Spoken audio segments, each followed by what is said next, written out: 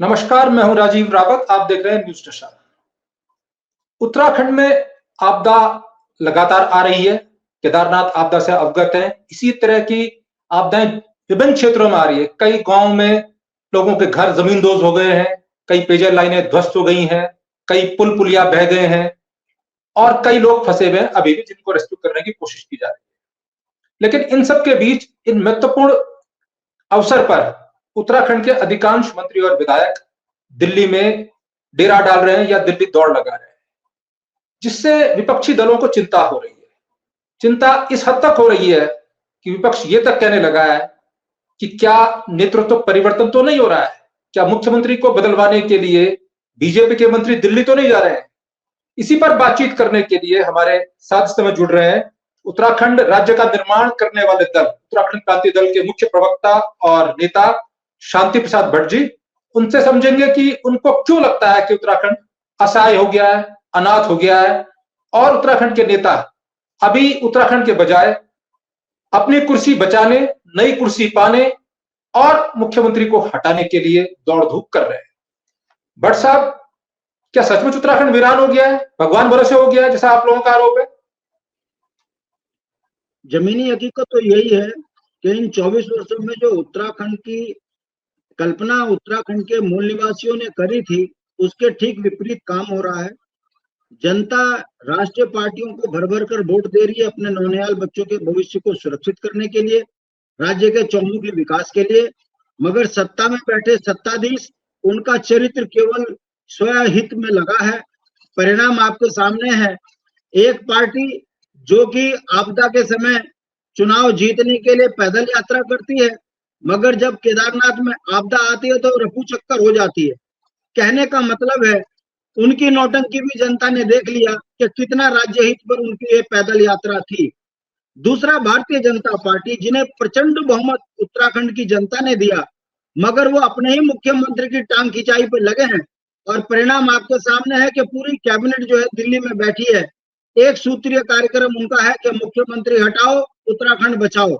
और मुख्यमंत्री जी यहाँ पर जिस तरीके के कार्य कर रहे हैं, उससे आम जनमानस में इस बात की निराशा है कि हर वर्ष आपदा आती है, आम जनमानस उसमें अस्त व्यस्त हो जाता है, सड़कें टूट जाती हैं, मगर मुख्यमंत्री जी को ऐसी स्थिति में केवल और केवल वाही लूटने के अलावा कोई काम वो करते नहीं है। अभी आपके सामने एक ताजा उदाहरण मैं केदारनाथ को आपको दूंगा कि पूरे देश के अंदर पूरा देश शोकाकुल था।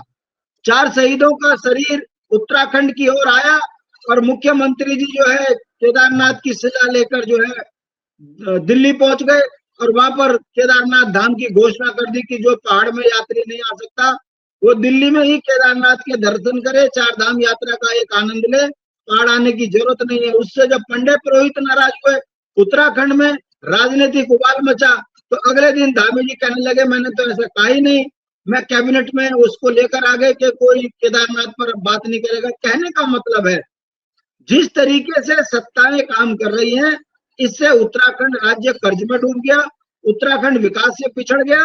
और इनकी राजनीतिक नाकामी का यह कारण था कि केंद्र ने जो बजट पास किया, उसमें आपदा राहत के लिए कोई पैकेज उत्तराखंड के मुख्यमंत्री इस राज्य को नहीं दिला पाए, जबकि बिहार को 11,000 करोड़ का पैकेज मिला। कहने का मतलब है, जिस राज्य के नाम के आगे आपदा लग गया हो, जिस राज्य में हर वर्ष फंसने की घटनाएं हो, उस राज्य को यदि केंद्र सरकार एक पैकेज न दे, तो ये बताने के लिए भी काफी है कि प्रधानमंत्री को उत्तराखंड से कितना प्यार है, 4 धाम किस तरीके से कर देंगे। अच्छा, ये बात ठीक है कि जो आप कह रहे हैं कि दिल्ली दौड़ कर रहे हैं, आपको राजधानी में कौन कौन से मंत्री दिखाई नहीं दिया आज, जिनको आप ढूंढने गए और तलाश नहीं पाए कि ये उत्तराखंड में नहीं है? सारे ही हैं। गणेश जोशी जी का भी आप उसमें नाम ले सकते हो, सुबोध भाई का भी नाम ले सकते हो, धन सिंह जी का भी नाम ले सकते हो। ऐसा कौन, पहले तो यहाँ कैबिनेट मंत्री नहीं है, 4 कैबिनेट की कमी है। ऐसे में बचे खुचे जो मंत्री थे, वो मुख्यमंत्री के ख्वाब देखने के चक्कर में दिल्ली के चक्कर काटते हैं, तो किसी को उत्तराखंड की चिंता है नहीं। वो बड़ा दुर्भाग्य है कि भारतीय जनता पार्टी की जब नवोदित राज्य में अंतिम सरकार बनी तो 2 मुख्यमंत्री छोड़ दिए, भगत सिंह कोश्यारी और नित्यानंद स्वामी। और उसके बाद जब 2007 में भाजपा को पूर्ण बहुमत की सरकार मिली, उसमें एक आध विधायक कम थे, तब खंडूड़ी निशंक, वे खंडूड़ी, इनका चरित्र है। 2017 में मिले तो 3 मुख्यमंत्री बदल दिए, और अब मुझे लगता है फिर एक नालायक और नाकाम मुख्यमंत्री साबित धामी जी को करने के चक्कर में इन्हीं के भाजपा वाले दिल्ली में उछल कूद मचा रहे हैं। ये बताने के लिए काफी है कि राज्य की स्थिति बड़ी खराब है और भाजपा जो है मुख्यमंत्री का खेल खेल रही है। अच्छा, आप ज्यादा किसे मानते हैं? क्योंकि ये भी मत है जो दिल्ली दौड़ हो रही है, 4 मंत्री पद खाली है और केदारनाथ में उपचुनाव आने वाला है। अयोध्या के बाद ये बद्रीनाथ हार गए, अयोध्या गया, बद्रीनाथ धाम गया, अब केदार बाबा है जो शिव का सबसे बड़ा स्थान है, महादेव का, वहां उपचुनाव है। क्योंकि केदारनाथ में जो बीजेपी की सिटिंग विधायक थी, उनकी बीमारी के कारण मृत्यु हो गई, शैलाराम रावत जी की। तो 3 बातों की ओर संकेत जा रहा है कि केदारनाथ में किसको टिकट देना है। कांग्रेस की भी वहां बैठक चल रही है, आज कांग्रेस के तमाम विधायक दिल्ली में है, उनसे जो प्रभारी है शैलजा कुमारी, वो बैठक ले रही है, नेता प्रतिपक्ष वहां है, प्रदेश अध्यक्ष वहां है। तो ठीक है, वो अपने उम्मीदवार की और नगर निगमों की बात कर रही है, लेकिन अभी बड़ा इश्यू ये, क्योंकि केदारनाथ की हार का मतलब भगवान जो श्री राम के बाद विष्णु जी और विष्णु जी के बाद महादेव भी रुष्ट हो गए बीजेपी से, यह संदेश चला जाएगा। और इस संदेश को रोकने के लिए बीजेपी को कुछ भी करना पड़े वो करेगी, क्योंकि यह राष्ट्रीय संदेश जाएगा। एक सवाल एक विधानसभा के उपचुनाव का नहीं है, उत्तराखंड में इनकी सरकार तो नहीं जाएगी, लेकिन राष्ट्रीय मैसेज जो जाएगा वो बहुत खराब जाएगा। क्या ये इसको लेकर गए होंगे? और इसको लेकर गए होंगे तो इतने सारे मंत्रियों की जरूरत कहां है वहां? देखिए, सवाल आपने बड़ा सही किया है। भारतीय जनता पार्टी घबराई भी तो है। देखिए, केदारनाथ का जो चुनाव है, ये भारतीय जनता पार्टी के ताबूत पे कील ठोक देगा यदि भाजपा हार गई। और मैं आपको ये बात इसलिए कह रहा हूँ कि अयोध्या में जो राजनीतिक नौटंकी इन्होंने करी और जिस तरीके से शंकराचार्य जी का अपमान किया और पूरी भाजपा ही शंकराचार्य बनकर चुनाव उद्घाटन करने पहुंच गई, और उसका परिणाम आप देख लीजिए कि अयोध्या वो हार गए। अयोध्या हारने के बाद आपने देखा कि कैसे मंदिर टपक रहा है, कैसे सड़कें वहां दब गई। कहने का मतलब है कि हिंदुत्व की बात करने वाली है भारतीय जनता पार्टी, हिंदू मंदिरों में भी घटिया काम करते हैं, सड़कों का घटिया निर्माण करते हैं, वहां भी इन्होंने जो है पैसा चोरी कर लिया।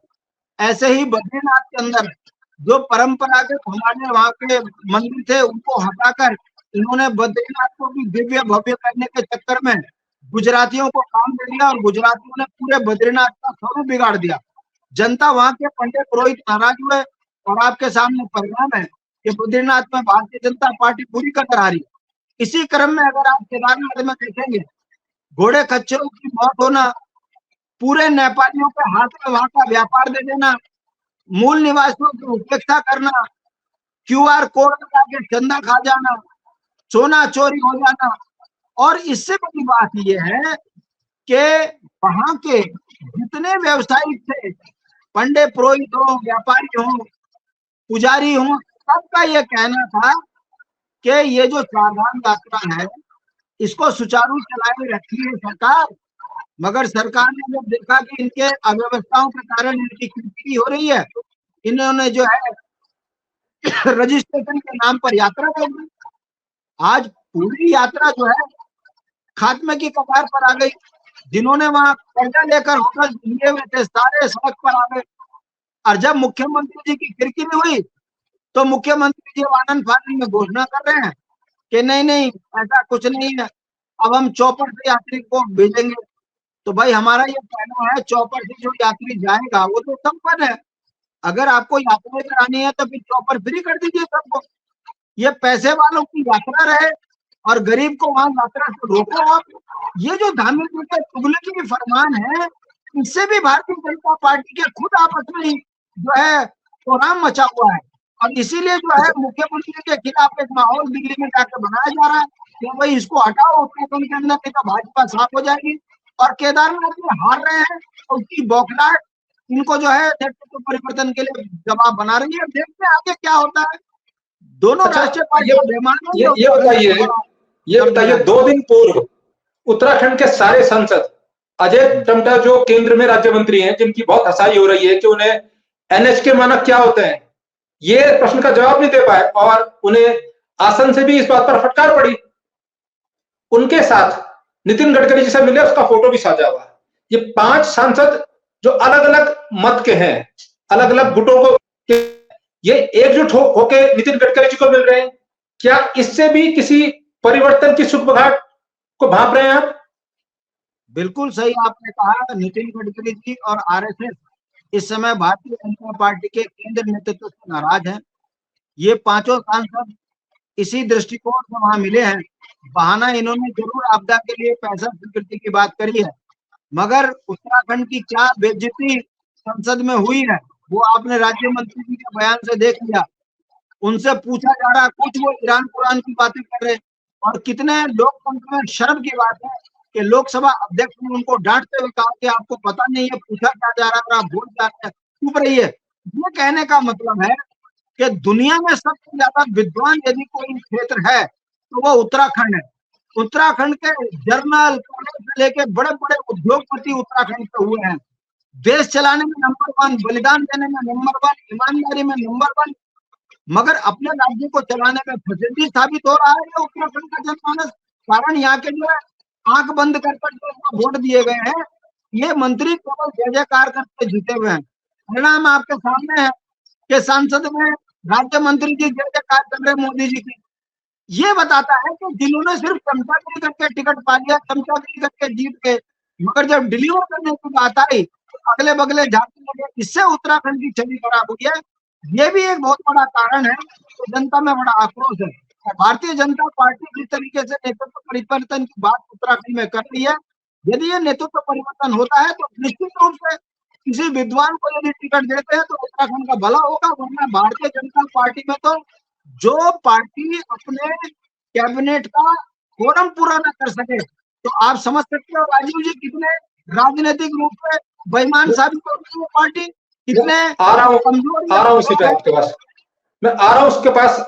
ये जो आप मंत्रिमंडल का कोरम की बात कर रहे हैं, लेकिन उससे पहले एक और तस्वीर आई, जिनको पिछली बार त्रिवेंद्र सिंह रावत जी को मुख्यमंत्री पद से हटाकर तत्कालीन सांसद तीरथ सिंह रावत को मुख्यमंत्री बनाकर भेजा था। यहाँ 3 महीने बाद के दौरान उनका फटी जीन्स वाला बयान पूरे देश में जो है फैला, और उसके बाद उनको अचानक हटा दिया गया। ये कहा गया कि अब उपचुनाव नहीं लड़ पा रहे हैं, विधायक नहीं बन पाएंगे, इसलिए उनको रिजाइन करवा दिया गया। एक तरह से वो उपचुनाव हरवाया गया। बीच में एक उपचुनाव था और टिकट ही नहीं दिया उनको, और जब म्याद पूरी होने वाली थी तो फिर उनसे इस्तीफा कराया गया। अचानक इस बार उन्हें लोकसभा का टिकट भी नहीं दिया, जबकि वो सिटिंग सांसद थे। अचानक इतने समय तक नेपथ्य में वो थे, और 2 दिन पूर्व ही प्रधानमंत्री के से मुलाकात की उनके फोटो साझा होती है। जब संसद का सत्र चल रहा हो, एक ऐसा व्यक्ति जो आज सांसद भी ना हो और पार्टी का किसी पद में ना हो, भले वो पहले राष्ट्रीय सचिव और साथ साथ जो है प्रदेश अध्यक्ष रह चुके हैं, अचानक उनसे मुलाकात होना, उस फोटो का बाहर आना, क्या संदेश जाता है? खिचड़ी तो बहुत पकड़ी है। यदि 5 सांसद गडकरी से मिले तो पूर्व सांसद और पूर्व मुख्यमंत्री तीरथ सिंह रावत प्रधानमंत्री से मिले, फोटो दोनों की साझा हुई। देखिए बात बहुत सही की है और बहुत सही सवाल आपने किया है। उस समय पर भी उत्तराखंड की बड़ी छिछीनी हुई थी जब तीरथ भाई मुख्यमंत्री बने थे। अब आप देखिए इतने बड़े पद पर बैठा व्यक्ति अब कितने बचकाने बयान दे रहा है कि मैं बैठा, हमारी एक बहन बगल में थी, पहले मैंने जूता देखा, फिर घुटने देखे, फिर पता नहीं क्या क्या देखा, और उसके बाद फटी जींस में एक ऐसा बयान दिया कि वो उनके गले की हड्डी बन गया और 3 महीने में उनका जो है विदाई करनी पड़ी। मुझे लगता है गांधी जी ने जिस तरीके से 4 धाम को अपना बयान दिया है, सीधा जो है बवानी में स्थापित की है, उससे जिस तरीके से उत्तराखंड के समाज भाजपा से नाराज हुआ है, ये धामी जी को भारी पड़ गया है। यही कारण है तो यहाँ के जो मंत्री हैं वो दिल्ली में बैठकर धामी जी की कुर्सी हिलाने पे लगे हैं। यदि इसको धामी जी को हटाते हैं और किसी काबिल को बैठाते हैं, वैसे भाजपा में काबिल है नहीं, भाजपा ने बता दिया कि पिछली बार की 5 साल की सरकार में भी कैबिनेट वर्क पूरा नहीं कर पाए, यानी कि राजनीतिक रूप से बेकार थे कि कैबिनेट तक का नहीं बना पाए। उसी तरीके से धामी जी भी प्रचंड बहुमत में अपना कैबिनेट का कोरम पूरा नहीं कर पाए। आप जब काबिलियत की बात करें तो मुख्यमंत्री तो छोड़िए, जो व्यक्ति उत्तर प्रदेश का सदन चलाता था, जो पूर्व में वैज्ञानिक रह चुका है, उस व्यक्ति मुन्ना सिंह चौहान को उत्तराखंड में बीजेपी विधायक तो चुनाव जीत कर आते पब्लिक से, लेकिन मंत्री तक नहीं बनाती, जिसको सर्वोच्च ज्ञान है, संसदीय ज्ञान। तो काबिल को ढूंढेंगे तो बड़ा मुश्किल है कि रिप्लेसमेंट कोई काबिल है। काबिल को तो मंत्री बनाने से भी डर रहे हैं मुन्ना सिंह चौहान को। बहुत सही सवाल आपने किया है। मुन्ना सिंह चौहान, इसमें कोई दो राय नहीं है, बड़े विद्वान है, उत्तर प्रदेश से विधायक रहे हैं। उनकी विद्वानता ही उनके लिए अभिशाप बन गई, क्योंकि भारतीय जनता पार्टी में विद्वानों की जरूरत नहीं है, यहाँ चमचों की, मूर्खों की सबसे पहली जो है प्राथमिकता है। और आरएसएस पृष्ठभूमि से मुन्ना सिंह चौहान नहीं है, इसलिए उन विद्वान की उपेक्षा भारतीय जनता पार्टी में हो रही है। हम उम्मीद करते हैं ऐसे विद्वान व्यक्ति को मुख्यमंत्री बनाया जाए, वो मुख्यमंत्री मेटेरियल है। यदि उनको मुख्यमंत्री ये सरकार नहीं बनाएगी, मंत्री नहीं बनाएगी, तो ये संदेश तो पूरे उत्तराखंड में जा रहा है कि भारतीय जनता पार्टी अनपढ़ों, जाहिलों, मूर्खों की पार्टी है। यही कारण है इनके नेता बयान उटपटांग देते हैं और जब फंसते हैं तो हिंदू हिंदू चिल्लाते हैं, उससे भी काम नहीं चलता तो मोदी मोदी करते हैं, और जब उससे भी काम नहीं चलता तो जाकर दिल्ली में बैठकर कहते हैं इसे हटाओ, उसे हटाओ। कहने का मतलब है परफॉर्मेंस के नाम पर भारतीय जनता पार्टी का कोई भी विधायक, कोई सांसद उत्तराखंड के अंदर साबित नहीं हुआ है। यही कारण है कि 13 वर्ष की राजनीति में भारतीय जनता पार्टी के शासनकाल में उत्तराखंड की संपदा छिनी है, उत्तराखंड की राजधानी का मसला तय नहीं हुआ है, उत्तराखंड से पलायन आयोग पलायन करके मैदान में आ गया है, नौजवान बच्चों के रोजगार बिके हैं, पहाड़ से पलायन हुआ है। कहने का मतलब है जिन बुनियादी सवालों को लेकर राज्य मांगा गया था, उस पर इंच मात्र काम ना कांग्रेस ने किया ना भाजपा ने किया। ठेकेदार प्रथा के बने रहे मंत्री विधायक, उन्होंने 2 करोड़ की बिल्डिंग को 20 करोड़ की तो बना दिया, मगर 20 आदमी उसमें बैठाने की राजनीतिक हैसियत और इच्छा शक्ति इन मंत्रियों की नहीं रही, विधायकों की नहीं रही। यही कारण है कि कंक्रीट भट्ट साहब बेचारा फटाफट मानव को बैठा पाने में, कुछ विषय आपको समझ लूं, को ला पाने में ये सफल नहीं रहे। कुछ विषय आपसे समझ लूं। हो सकता है ये जो दौड़ धूप हो रही है, ये मुख्यमंत्री को हटाने के बजाय केदारनाथ में प्रत्याशी चयन और जो 4 सीटें रिक्त हैं मंत्री पद, उनको क्योंकि अब ये कहा जा रहा है कि उनको भरा जाना है, उसके लिए दौड़ धूप हो रही हो, उसके लिए लॉबिंग हो रही हो। सुबोध उनियाल गए हैं तो विजय बगड़ाल लॉबी के हैं, वो चाहेंगे कि उनकी लॉबी से एक और मंत्री बन जाए, क्योंकि उनकी लॉबी में अभी फिलहाल 2 मंत्री हैं, सौरभ बगड़ाल और सुबोध उनियाल। ऐसे ही अगर बाकी लोग गए तो त्रिवेंद्र लॉबी के लोग हैं, त्रिवेंद्र जी चाहेंगे कि उनका जो है कोई मंत्री बने। क्या ये मंत्री बनाने की या बनने की दौड़ धूप नहीं है? हालांकि इसमें शक की बात है कि जो सिटिंग मंत्री क्यों गए अपना काम छोड़ के वहां, क्योंकि उनकी कुर्सी तो वही है, जिनको बनना है वो जाते हैं। राजीव जी, ये भी संभव है कि राजीव जी इसमें मैं आपको बता दूं कि जब बद्रीनाथ के अंदर विधायक चयन हो रहा था, इस राज्य का दुर्भाग्य देखिए, मुख्यमंत्री को पता ही नहीं था कि राजेंद्र भंडारी भाजपा ज्वाइन कर रहे हैं, और जब उनको पता लगा तो आनंद फानंद में देहरादून से हेलीकॉप्टर पकड़ के भागे दिल्ली। ये स्थिति तो भारतीय जनता पार्टी की उत्तराखंड में है। ऐसे ही जब भराना का क्लियर हुआ, वो भी दिल्ली से हो गया, मुख्यमंत्री को पता ही नहीं था किसका टिकट होना है। कहने का मतलब है इस समय पर केंद्र में बैठे 2 बड़े नेता जो गुजरात को मजबूत कर रहे हैं, उत्तराखंड के अंदर एकल व्यवस्था बनाई हुई है, वो है दिल्ली, और दिल्ली ने अपना यहाँ पर एमडी बैठा रखे हैं, जिसको कह सकते हो विभागाध्यक्ष, जिसे मुख्यमंत्री कह रहे हो। वो दिल्ली से निर्देश करते हैं, यहाँ से 40% और गुजरातियों को काम देते हैं। ना विधायक की कोई सुन रहा, ना यहाँ सरकार की कोई सुन रहा। यही कारण है कि यहाँ पर विकास के कार्य ठप पड़े हैं। 2 गुजराती जम के उत्तराखंड की संपदाओं को लूट रहे हैं, चाहे वो मंदिरों के काम को ले लीजिएगा, चाहे बड़े सड़कों के काम को ले लीजिए, बड़े बिल्डर ले लीजिए, यहाँ तक कि खनन का काम। मैं अभी जो मुझे जानकारी मिली है, मैं इसमें अभी आरटीआई जब की डिटेल निकालूंगा कि कम से कम 4 से 5 हजार किलोमीटर साल के नुकसान है एक खनन का काम एक गुजरात की कंपनी यहाँ दे दिया है। तो चलिए चलते चलते मैं आपसे एक विषय समझना चाहूंगा। इस केदारनाथ की आपदा के बाद केदारनाथ की हवाई यात्रा पुनः शुरू करने को लेकर सरकार बहुत जल्दी में आई और यह ऐलान भी कर दिया कि हमने 25% किराया फिलहाल घटा दिया है हेलीकॉप्टरों का। पैदल मार्ग वहां है नहीं, और उसके अलावा जो बाकी गांव जहां त्रासदी आई है वहां फिलहाल राहत की जरूरत थी, क्योंकि एनडीआरएफ अगर बाहर के, क्योंकि अगर आपको हेलीकॉप्टर भी चलाना है तो जिस स्थान से मैं आपसे बात कर रहा हूं, जो देहरादून के सहजदारा एयरपोर्ट से रूटीन रूट हेलीकॉप्टर का देहरादून टू केदारनाथ, वो मेरे घर के ऊपर से, मेरे छत के ऊपर से निकलता हेलीकॉप्टर, इस मार्ग से हेलीकॉप्टर पिछले 3-4 दिनों से कोई नहीं गया है।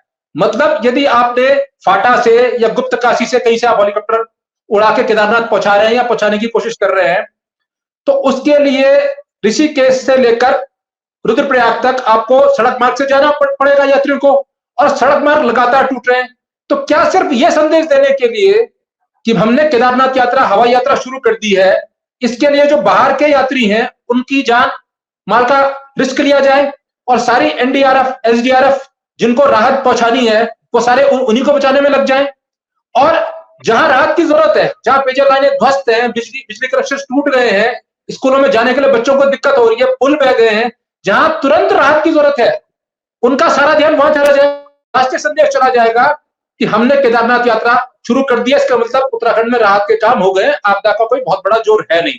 यह संदेश देने का जो दबाव या जोर दिखाया है सरकार ने, क्या इसीलिए दिखाया है कि नेतृत्व परिवर्तन की कोई आहट है? उस आहट को दबाने के लिए हवाई यात्रा के टिकटों में 25% की कटौती, किसी तरह हेलीकॉप्टर से पहुंच जाए, कहते यात्रा शुरू हो गई तो वापस देश में हो जाए, इसकी जरूरत क्या थी? ये भी एक घोटाला देखने को आने वाले समय में। मैं पूछना चाहता हूँ, जो भाई एयर यात्रा करेगा वो 7,000 का टिकट मिलेगा, 10,000 का मिलेगा, उसको छूट काहे देगा? इस छूट में भी आप देखेंगे बहुत बड़ा घोटाला भारतीय जनता पार्टी ने कर डाला। भैया आपदा के समय पे गांव वालों को राशन पहुंचा दो, वहां तो आप कह रहे हो कि हमारे पास व्यवस्था नहीं है, मगर यात्रा चलाने के लिए आपको, वो भी वीआईपी के लिए, ये आपको नितांत आवश्यकता लग रही है? आप समझ सकते हो राजीव जी, ये सरकार पूंजीपतियों की सरकार है, उद्योगपतियों की सरकार है। इनको चिंता उनकी है कि जो हेलीकॉप्टर वाले कंपनियां हैं उनको नुकसान नहीं होना चाहिए। भले ही उत्तराखंड के अंदर कोई कितनी बड़ी आपदा आ जाए, किसी को राशन मिले ना मिले, मगर वीआईपी को टिकट जरूर मिलना चाहिए, उसकी यात्रा पूरी होनी चाहिए। यही संदेश मुख्यमंत्री जी ने दिया है, यही विधायक मदन कौशिक ने आपदा के समय पर घूम कर दिया है। कहने का मतलब है भारतीय जनता पार्टी आपदा में भी अवसर ढूंढती है, और इसी अवसर। चलिए, बहुत शुक्रिया, आपने हमसे बातचीत की। शांति प्रसाद भट्ट जी उत्तराखंड के बड़े सामाजिक कार्यकर्ता, आंदोलनकारी, उत्तराखंड क्रांति दल के मुख्य प्रवक्ता हैं, और वो अपने विचार हमसे शेयर कर रहे थे। तो ये महत्वपूर्ण विषय है, क्योंकि कांग्रेस के विधायकों की और इसके अलावा सत्ताधारी दल के विधायक और मंत्रियों की, तो क्या ये उत्तराखंड में नए नेतृत्व परिवर्तन की कोई सुगबुगाहट है, कोई आहट है? क्या मुखिया बदलना है, या फिर मंत्री जो 4 पद खाली हैं उनमें अपने अपने मंत्री बनाने हैं? तो मंत्री बनने के लिए तो विधायकों को जाना चाहिए था। सारे मंत्रीगण क्यों गए हैं? मंत्रीगणों को तो दोबारा मंत्री बनना नहीं, उनको तो अपने काम करने चाहिए थे आपदा के समय पे। तो निश्चित तौर पर जो विपक्ष की शंका है, जो बंद गलियारों में जो सुगबुगाहट चल रही है, उसमें कहीं ना कहीं कोई ना कोई खिचड़ी तो पकी रही है। हालांकि बद्रीनाथ हारने के बाद, हरिद्वार में हारने के बाद उपचुनाव में मुख्यमंत्री के कुर्सी पर संकट जरूर आया, विचार जरूर आया, लेकिन अभी तक उन्होंने मैनेज कर लिया था। अब अग्नि परीक्षा केदारनाथ उपचुनाव की है, क्योंकि केदारनाथ की हार चाहे कांग्रेस का नेतृत्व हो चाहे बीजेपी का नेतृत्व हो, परिवर्तन दोनों में होगा। तो सबके लिए संकट है। फिलहाल दीजिए इजाजत, नमस्कार। और आप हमसे जुड़े रहने के लिए सब्सक्राइब करें YouTube पर, फॉलो करें Twitter पर और लाइक करें Facebook पर। और ज्यादा जानकारी के लिए आपको टाइप करना होगा सिर्फ न्यूज नशा।